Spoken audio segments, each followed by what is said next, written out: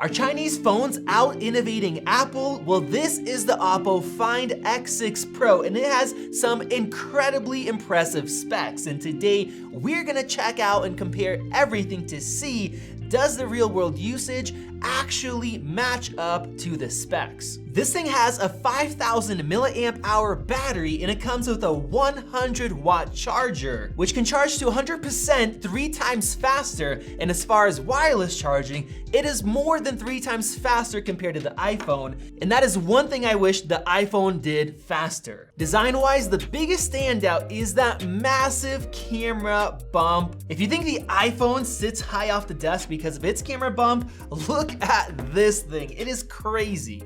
And you gotta be careful with this thing because it's literally shaving wood off of our desk. Let's go ahead and wipe that off, but you guys can see how massive that is compared to the iPhone's already massive camera cutout. Now, as far as looks, I don't think this looks particularly bad. I've seen way worse ones, but I do like the iPhone's camera setup better. You guys give me your opinion down below. Now that is because it has some massive cameras in here. All 3 are 50 megapixel, but we will talk about those in just a bit. Now, one thing I do like is that the back has this nice satin kind of finish. It feels nice and premium. And they also have a version that has leather on the back, which is so cool. And as far as the comfort in the hand, it does feel slimmer than the iPhone, even though it's thicker because of its curved edge design. The screen has quite a bit of a curve to it and has bigger bezels than I expected compared to a lot of other Android phones. The top and bottom is flat like the iPhone, which means it can stand on your desk. And I also noticed that the top actually has a speaker grill as well. So we're gonna compare the speaker quality in just a bit. As for the displays, this thing is very impressive. It has a higher resolution than the iPhone. It also has 120 Hertz, which makes it super smooth, just like ProMotion. And it goes all the way down to 1 Hertz, just like the iPhone, to save you battery life. Now, the iPhone has a shocking 2000 nit peak brightness, which is insane, but the Oppo can actually do 2500, which beats it out, but that can sometimes be exaggerated, and the good thing is it's sunny outside, so let's test it out. Surprisingly, with a mostly white screen, the iPhone gets brighter than this Oppo. And then I switched to a mostly dark screen, which typically helps out the Androids, but no, the iPhone was still brighter at 2000 nits. Now, yes, I did go through the settings. I made sure everything's enabled for the maximum brightness. And the interesting thing is, indoors here, now that we're limited with the lighting, the iPhone has dimmed down even if we max it out, and now the Oppo allows us to get brighter, both for the full white screen and this one that has a lot less text. So in order to get the full 2500 nits, it's gonna have to be a very small section, like with HDR video. Now, watching this HDR video on YouTube, the iPhone actually looks brighter, and I'm not sure why, because we are playing back at high resolution, brightness is maxed out, and as you can see, as soon as I move the menu away, it gets dimmer for some reason. Now, I lowered the display resolution and refresh rate thinking maybe that would help, but no, the iPhone is still playing this back better. You guys could see how much brighter those highlights are, so maybe it has to be Dolby Vision specific or something else. You guys can let us know below, but it does look like the iPhone overall does win in terms of brightness and HDR. Now, I'm really excited to compare the speakers, and the Oppo has Dolby Atmos with this intelligent profile that will adapt. So let's see how these dual speakers work.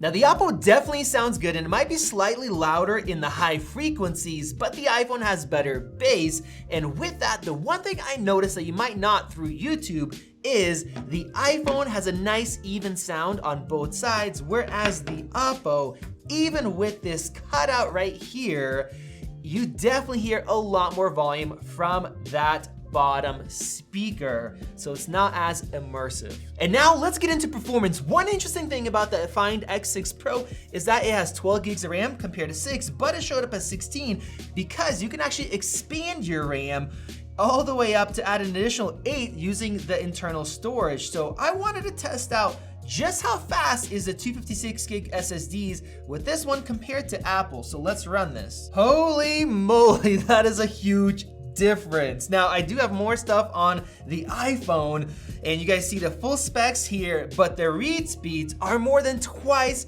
as fast. And that's what matters. You're gonna be pulling data from the memory as RAM, and then the write speeds, there's a massive difference. This Oppo is actually faster in terms of read speeds than buying an M2 MacBook Air. Getting into CPU performance with the newly updated Geekbench 6, we have the A16 Bionic versus the Snapdragon 8 Gen 2 with really good cooling. So let's go ahead and run the CPU benchmark. All right, we have our results and I wanna show you guys that high performance mode is on. And look at that, we have a big difference, especially in terms of single core, where the iPhone has a 67% higher score.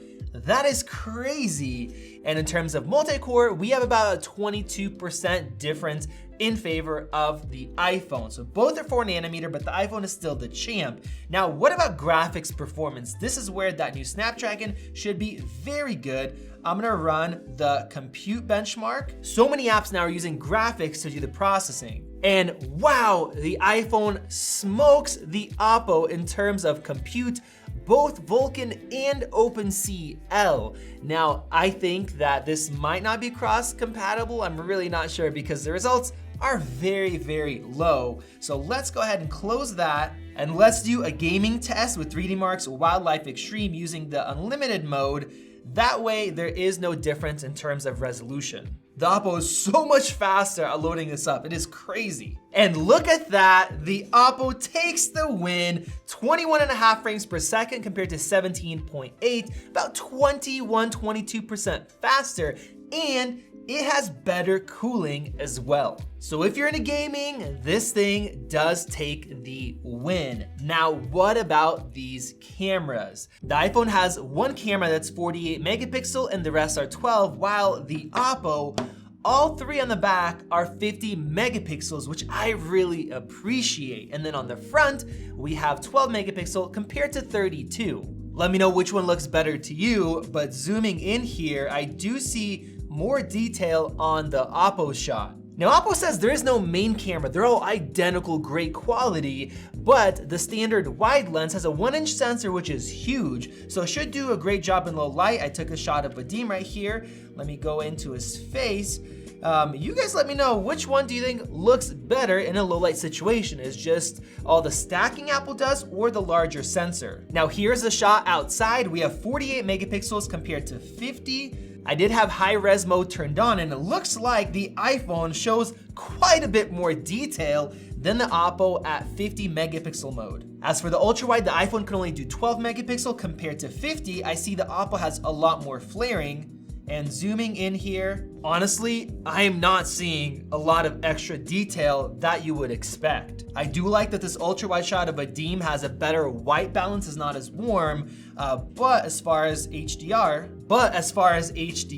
the Oppo blew out that light while the iPhone was able to preserve that. Now, as far as zoom shots, we have that impressive telescopic camera, and they also have a 6x mode that is actually a crop. But one weird thing is, if you're in the high-res 50 megapixel mode, it limits you to only 3x instead of giving you more zoom. So in this 3x shot, I do see that we have more detail with the Oppo. It's definitely cleaner. And using 15x, which is the maximum the iPhone can do, the Oppo definitely looks nicer with that telescopic camera, sharper, less noise, better contrast. But one thing that surprised me, zooming in to about 80x and then having to crop the iPhone's 15, the iPhone still looks surprisingly close. And then with the full 120 times zoom, which is insane, we get that shot on the Oppo, and taking the iPhone's 15x, zooming it all the way in, I don't know, I would say the iPhone looks better. Both look terrible,